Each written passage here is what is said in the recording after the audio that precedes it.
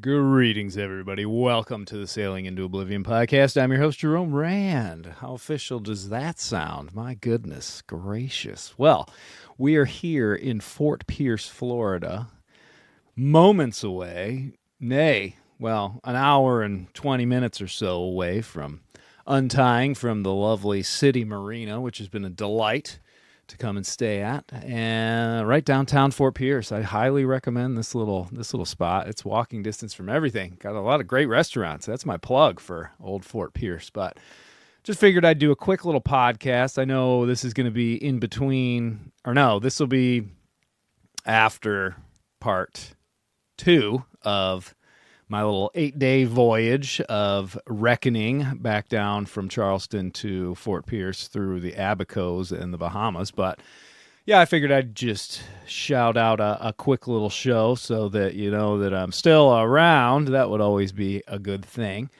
Hopefully that endures past this next trip. So essentially what I'm going to give out to you today is where we're going or what we're intending to do, who's on board with me, and how that's been going as well. But before I start the show, like I always say, if you want to help support this podcast, keep it moving into the future forever and ever and ever, consider checking out the links for Patreon, one-time donations via PayPal, Venmo, all that sort of stuff, the merch, the books, you know the deal, sailingintoOblivion.com as well, links in the description, and that you can reach out to me for speaking events, things like that, coaching, consulting, everything. Had a fantastic session yesterday. Shout out to David. It was really interesting, all about the Gulf Stream and everything, and I hope him the best of luck with his upcoming voyages next year. It's really great to chat with you. I'm sure he's hearing this, so hopefully I'm not overstepping my bounds. Although there's a billion Davids out there, but there's only one of you.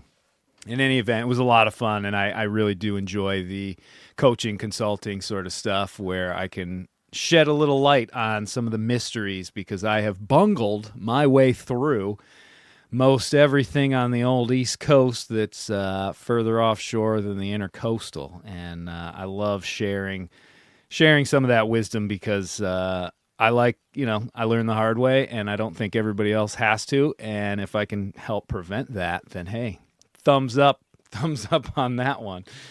But yeah, so James arrived the other day. We were over at the old Safe Harbor Marina, docked up. We had lovely meetups with Sailing Vessel Montana. Check out their YouTube channel, SV Montana.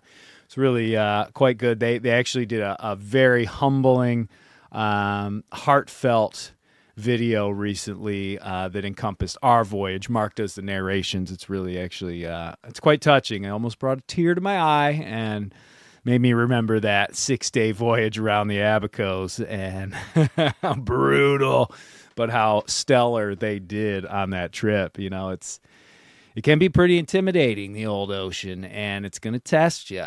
But just when you think you're going to break, seemingly Mother Nature knows, and she'll rope you right back in with a beautiful sunset or a wind shift or something like that, and suddenly all's right in the world once more. I don't know. Pretty crazy. And in a lot of ways, that's how I've been feeling as well. With just all the stress, everything that happened throughout December and into the beginning of January, but finally sort of breaking through some of these impediments and I don't know, never giving up, that old key word, perseverance. It really does take. It takes not letting yourself look at all those other options of other directions that you might be able to take if you just sell the darn boat. No, Sparrow, don't listen to that old girl. But yeah, it's been interesting and a huge ray of sunshine has landed aboard the Mighty Sparrow in the form of James Hodge. Absolutely fantastic friend of the show. He's been on the show a few times. Very, very funny guy. A lot of one-liners. It's kind of interesting having a comedian on board. But it's been fantastic, and he and I get along very, very well. Better, in fact, than maybe I figured, because I'm such a solo guy, and I've always sort of felt like, any other human beings on Sparrow would be an intrusion or are intruders, and that's just not the case here at all. We're having fun. We're enjoying our time. We've got another 10 days, 2 weeks, something like that together, and we're going to absolutely make the best of it because we got a good weather window. And, the boat is definitely more ready now, I think, knock on wood, than she has been in quite some time. I'm not going to lie. I jumped into... Well, besides just what I've been doing, James has been an all-star, rock star in every, doing anything and everything to help get things prepped. And it is amazing how much more you can get done when you have a second set of hands. It really is quite amazing. And I'm loving it. I am loving it. So the boat's clean. All the things that were broken outside of one, I still got to switch out the one-way valve in the head, but I think we're probably going to do that. I'm probably going to do that when it's calm out at sea or something like that. That'll be my punishment for not doing it. But I could be doing it right now, but I'm doing a podcast, so that's gonna take precedence for my fine, wonderful listenership out there. But yeah, so we're essentially, the game plan is to set sail out of here, Fort Pierce, and we've got shifting winds. It's been bitterly cold, about 41 degrees or so the last couple mornings, which for Florida feels like about negative 20 up there in old Chicago. Shout out to Joseph up there, plotting and planning the old run, possibly Chicago to Mackinac race. We'll have to sort of see how that pans out. But neither here nor there. For our intents and purposes, we've got this little wind shift. It's going to start coming slowly out of the south today and then kind of light up like a Christmas tree by the time we hit the Gulf Stream and just north of the Little Bahama Bank. Is it the Little Bahama Bank? Let me take a look. How we doing, James? Good, man. Nice. Just squeezing a quick little update pod in before we take off. It'll probably be like a half hour or something. The Little Bahama Bank. And it'll definitely be blowing a bit stiff once we get north of that. And then we got a little bit of currents to sort of navigate and negotiate with. It's kind of hard when I look at those grid files and those forecasts for what the currents in the Gulf Stream are doing. Ever since being on the Ocean Research Project with Rutherford and Nicole and all of them, and Constantine, don't want to forget him, I just don't trust him. I don't trust him at all, but I figure hedge your bets. If something's telling you one thing, it's better than nobody telling you anything. And so, I figure we're gonna try and track around as much of those, because when the wind does its swing from the southwest to more of a west northwest, it's gonna blow 25, gusting to 35 when the line squalls hit us. But hopefully, out of the ordinary, we're actually gonna have these things hit us during the daytime, which is really nice, pleasant surprise. Usually that stuff always happens at night. I know the winds are going to build during the night, but that shouldn't be too much of an issue. Alas, though, we do have our friendly neighborhood full moon coming up as well. So squalls be darned. You can't hide from us. And it's the greatest spotlight in the world out there. And I'll tell you one thing. It is one of the most beautiful, gorgeous, stunning things to be offshore on a placid ocean with a nice slight breeze, and you've got yourself a big old full moon just illuminating the world like you never really knew it could. And man, oh man, it's one of my favorite things. I go kind of back and forth sometimes between the new moon and the bright, crazy stars, constellations, all that. But I got to give it to the moon. I got to tell you, that's my fave. That's my nightlight out there, especially on a stormy ocean. I will never forget being down there in the March gale, 2018, deep in the South Pacific, Southern Ocean. Holy cow, that was a monster. And it was a bright full moon, and everything was crisp and clear. You could see every breaking wave, which was just about every single wave. But that was the night I had to try and inch up a little bit more sail after getting a nice little knockdown smack by a big old comber. But it did make it a little more pleasant. If I project myself to that spot right now, I would think that if it was pitch black when I was doing all that, probably would have been a lot scarier. I don't know. Definitely wouldn't have been as pretty, that's for sure. Maybe it wouldn't have stuck in my mind quite as much. I don't really know. But now that I'm off in the weeds, let's get back on track. So our forecast actually looks really, really quite good for just stretching Sparrow's legs and getting way out there to the east, even though we are typically much further south than you would want to be for doing a trip like this, because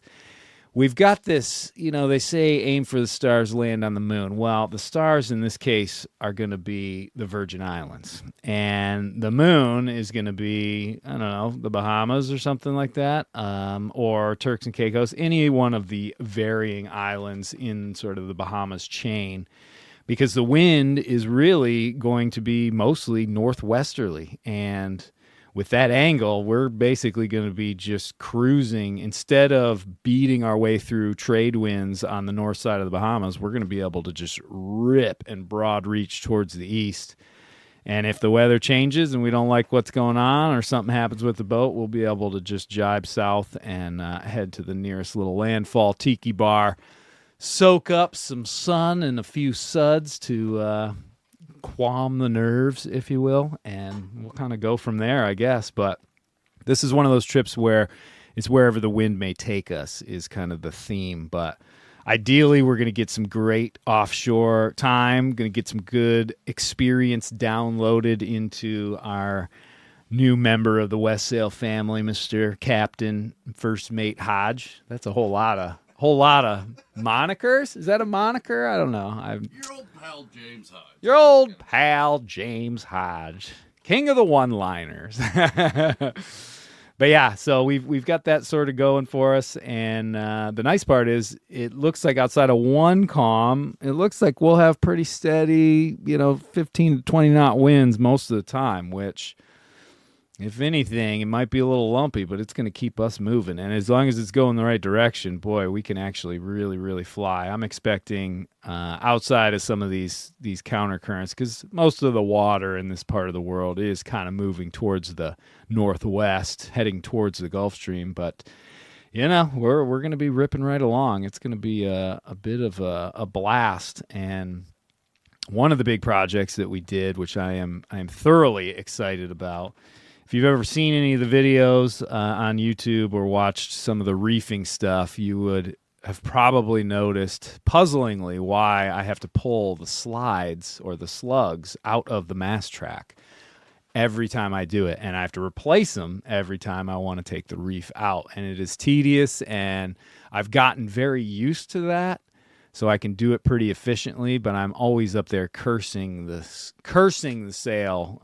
Really should just be cursing myself for not fixing it. But essentially, there was a gap of about 2 feet in that track, and then there was this big, gigantic track for the gooseneck, blah, blah, blah, a lot of technicals there, but essentially it didn't line up to be able to do it. And yesterday, I don't know, I had a Jack and Coke, and something just sparked in my head. It was late in the day, and I just felt like, you know what?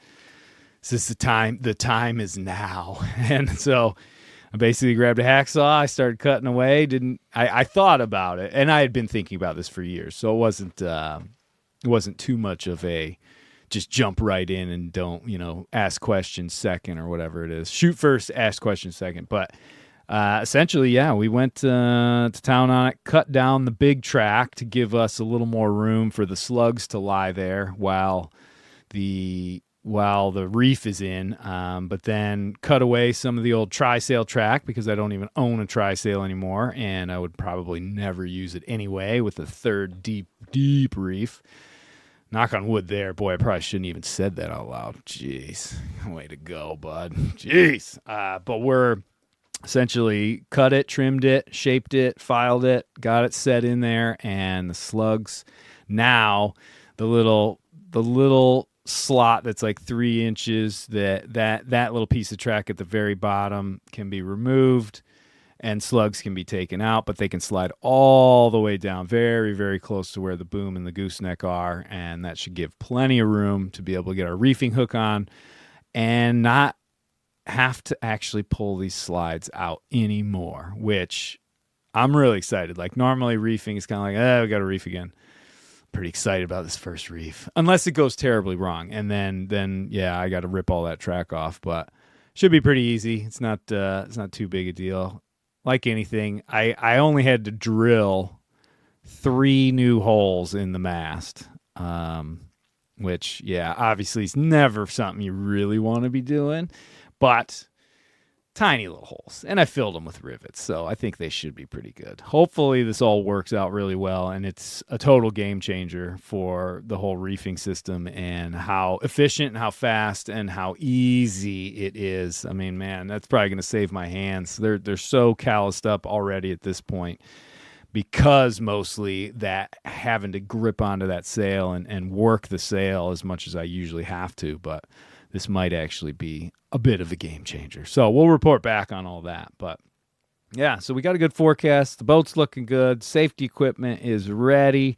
We got a new flare kit. Holy smokes, we're feeling pretty good. We've got the old fire extinguishers. We got the life raft. We got pretty much all the provisions you could ever want. The solar situation has sorted itself out. Well, it didn't sort itself out. I sorted it out. I had I ran one of the panels through a little breaker on the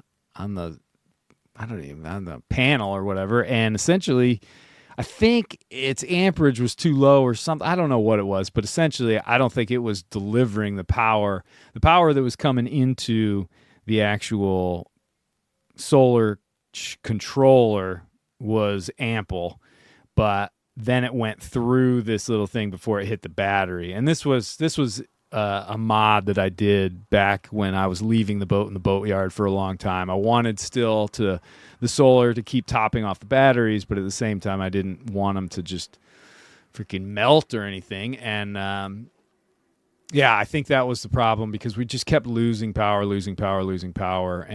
we just couldn't seem to get it boosted back up. So I cut that little circuit breaker out. We're back to normal.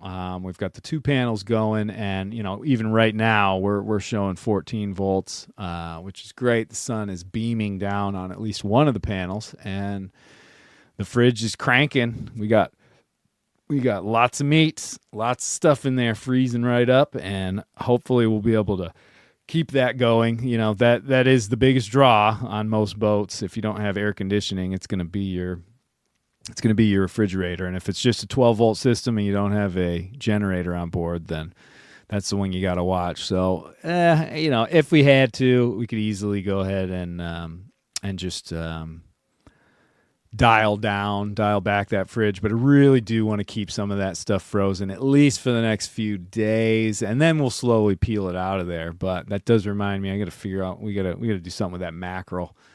So you got to see if it's still frozen. If it's not frozen, it's going. You don't want to find a big old juicy rotten piece of mackerel in your refrigerator after a few days at sea. Boy, that's a hand me the Dramamine kind of situation. But neither here nor there.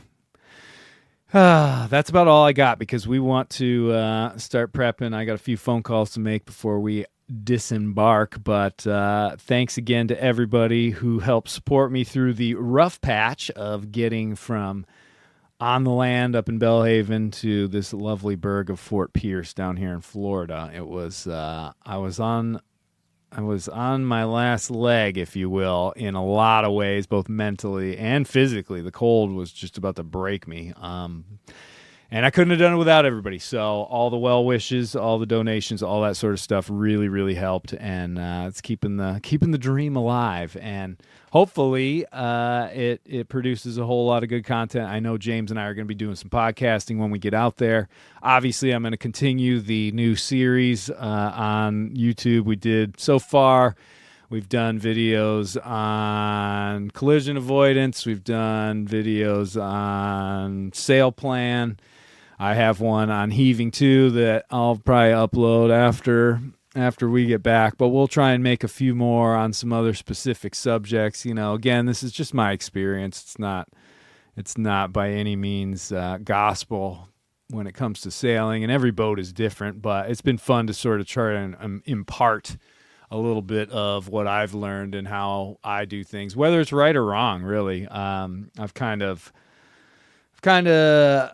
tried to change the direction of that whole YouTube channel because, you know, I've been trying a bunch of different stuff here and there and see what works best. But I think when it comes down to it, it's what I enjoy doing is probably the most important thing. You know, obviously I don't like the soap opera sailing stuff. It's just not my thing. I don't have anybody with me, you know, normally that would be of any interest, and the dynamics that go in that.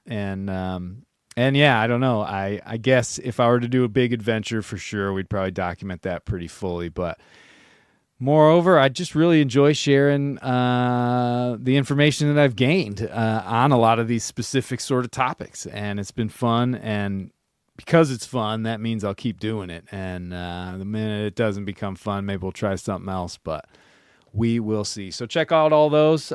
Thanks again for all the support. And until next time.